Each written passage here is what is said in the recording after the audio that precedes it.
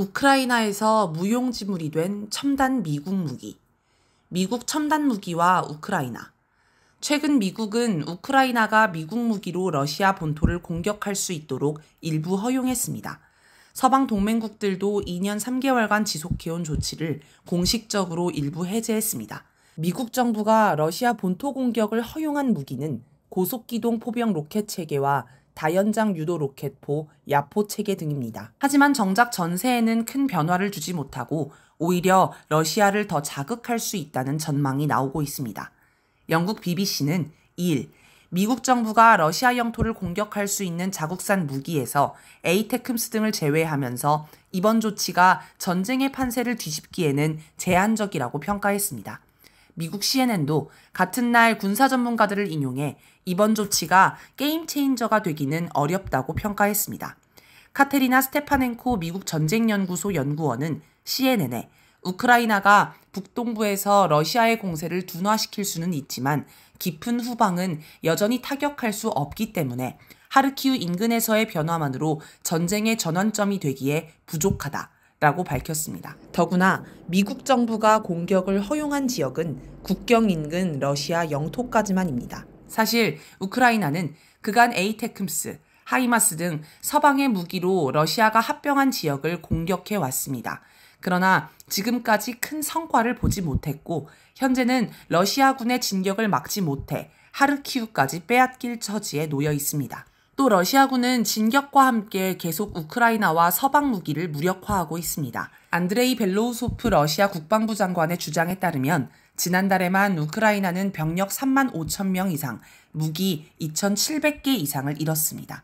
특히 미국이 세계 최강이라고 자랑하는 에이브럼스 전차 4대, 미국 브래들리 전차 12대, 독일 레오파르트 전차 7대 등 전차만 290대를 파괴했습니다. 그리고 하이마스와 미국 무인기 방어체계 뱀파이어에서 발사한 로켓 250여 기, 에이테크스 미사일 50기, 프랑스 해머 유도폭탄 80여 개, 영국 스톰 섀도우 미사일 8기, 미국 지대공 미사일 체계 패트리엇 등을 요격했다고 합니다. 6월 5일 기준 하루 동안만 무인기 55대, 하이마스 로켓 및 우크라이나 빌카 미사일 10기, 패트리엇 미사일 2기, 프랑스 해머 유도폭탄 2개 등이 파괴되었습니다. 러시아는 이렇게 우크라이나 특별 군사작전 도중 노획한 무기들을 현재 모스크바 포클론나야 언덕에 전시하고 있습니다. 최근까지 북한, 중국, 이집트, 인도, 말레이시아, 시리아, 남아프리카 공화국, 베네수엘라, 팔레스타인, 레바논 등지에서 온 대표단도 그곳에서 에이브럼스 전차, 레오파르트 전차, 브래들리 전차 등을 구경했습니다. 그렇게 보면 서방의 무기로 러시아 본토를 공격한다고 해도 상황을 개선하기는 어려울 것으로 보입니다. 미국과 유럽 국가들이 우크라이나에 제공한 일부 첨단 무기가 러시아의 전파 방해 공격에 사실상 무용지물 상태로 전락했다는 이야기도 있습니다. 미국 워싱턴 포스트는 5월 24일 우크라이나 기밀 보고서를 인용하면서 미국이 생산한 상당수 위성유도 무기들이 러시아의 전파 공격을 이겨내지 못해 명중률이 현저하게 떨어지고 있다고 보도했습니다. 이에 따라 서방이 제공한 상당수 무기가 사실상 전장에서 사용되지 못하는 상태라고 합니다. 전파 공격으로 치명적 타격을 입은 무기로는 위치정보 시스템에 기반한 유도포탄 엑스칼리버와 하이마스가 있습니다. 엑스칼리버의 경우 러시아의 본격적인 전파 공격 이후 명중률이 10%대로 급격히 떨어져 지난해 하반기부터는 아예 전장에서 사용하지 않고 있습니다. 미국 합참부 의장인 크리스토퍼 그레이디 제독은 4월 26일 기자들에게 미국이 우크라이나에 제공한 에이브럼스 탱크를 당분간 최전선에서 빼고 우크라이나 측과 재배치 전술을 협의하고 있다고 밝힌 바 있습니다. 이유는 한 대에 1천만 달러나 하는 이 탱크가 $500에 불과한 러시아의 무인기 공격에 기능을 제대로 발휘할 수 없기 때문이라고 합니다. 또 러시아는 최근 미국 대전차 미사일 제블린과 무인기로부터 전차를 보호하기 위해 전차 위에 불과 몇 센티미터 두께의 방어막을 씌운 바비큐 전차를 개발했습니다. 이를 보고 서방에선 비웃었지만 결과는 효과적이었습니다. 제블린이 오히려 무용지물이 되었기 때문입니다. 러시아는 이처럼 서방이 우크라이나에 무기를 지원할수록 대비책을 개발해 나가고 있습니다.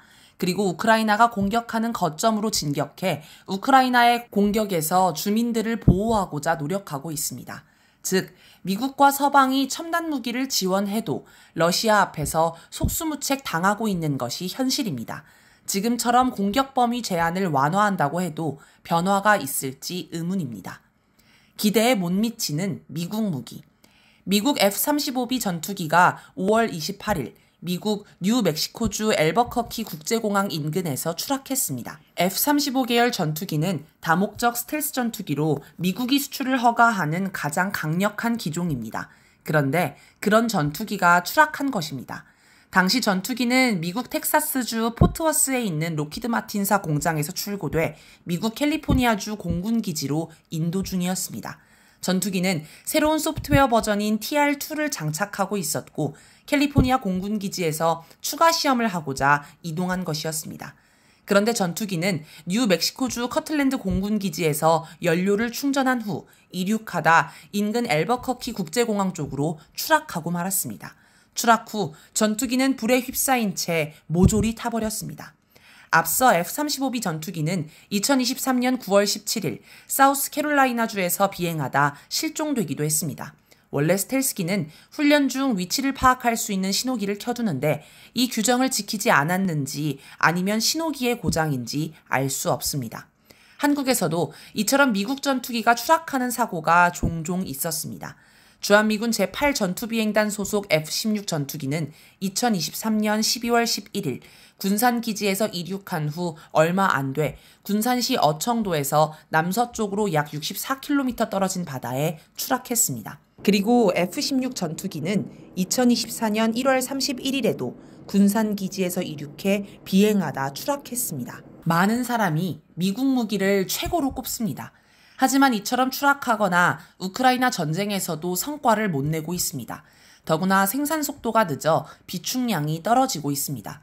미국 월스트리트 저널은 1월 3일자 보도에서 우크라이나 전쟁 초기 몇 달 동안 순항미사일과 드론 요격 성공률 100%를 자랑했다던 첨단 지대공 미사일 무기체계 나셈스 등 대공미사일 생산이 심각하게 부족하다고 지적했습니다. 그러면서 우크라이나 전쟁으로 서방의 무기 생산 능력 부족이 드러났고 가자 전쟁으로 일부 무기의 공급이 어려운 상황에 처해 있다라고 밝혔습니다. 하지만 미국은 부족한 미사일을 신속히 채워놓을 방도가 없습니다.